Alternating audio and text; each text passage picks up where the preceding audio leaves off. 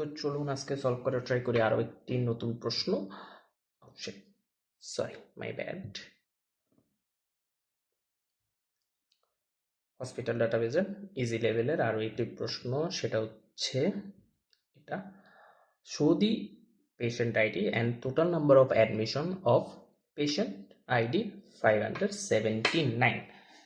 মানে 579-এর যে পেশেন্ট রয়েছে সে কতগুলো অ্যাডমিশন নিয়েছে সেটা বের করতে হবে। এবং আমি যদি অ্যাডমিশন টেবিলটা একটু হলেও আমি যদি একটু দেখি,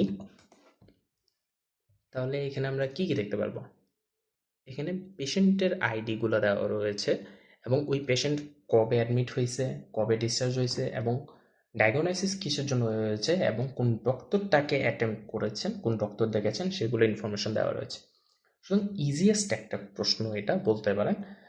সুতরাং এখানে যদি আমি সাপোজ পেশেন্ট আইডি দিয়ে রাখি এবং যদি আমি দিই কি দিতে পারি, সরি, এখানে আমি সবগুলো কলামই দেখাতে চাই এবং where patient ID is equal to 579।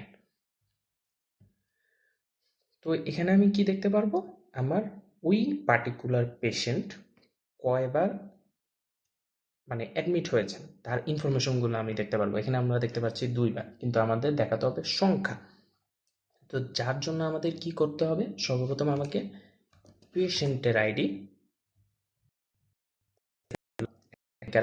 কি করতে হবে, কারণ কি আমাদের টোটাল নাম্বারটা দেখাতে হবে। তার জন্য আমরা কি করব, আমরা জানি কাউন্ট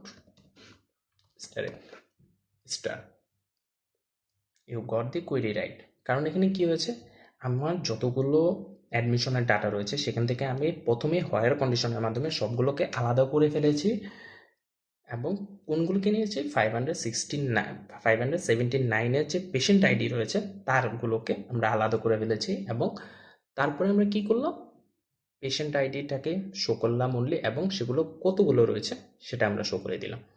আশা করি বুঝতে পেরেছেন, নিজে নিজে অবশ্যই ট্রাই করবেন। তো দেখা হচ্ছে পরের ভিডিওতে। খোদা হাফেজ।